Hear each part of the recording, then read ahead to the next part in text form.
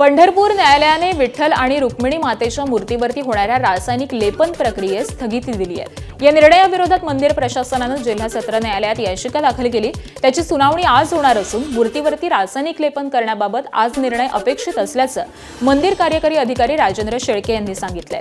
विठ्ठल मंदिर भाविकांसाठी 23 ते 24 जूनला मंदिर बंद ठेवण्यात येणार आहे। मात्र आता पंढरपूर न्यायालयाने लेपन प्रक्रियेस स्थगिती दिल्यामुळे मंदिर दर्शनासाठी पूर्ववत सुरू ठेवलं जाणार असल्याचं देखील राजेंद्र शेळके यांनी सांगितलंय। ही प्रक्रिया 23 जून आणि 24 जूनला होणार होती, परंतु पंढरपूर येथील माननीय न्यायालयामध्ये याचिका दाखल झाली आणि या प्रक्रियेला स्थगिती मिळालेली आहे। या स्थगिती अर्जावरती मंदिरे समितीमार्फत आजच अपील सुद्धा दाखल केलेला आहे। उद्या त्याची सुनावणी होईल।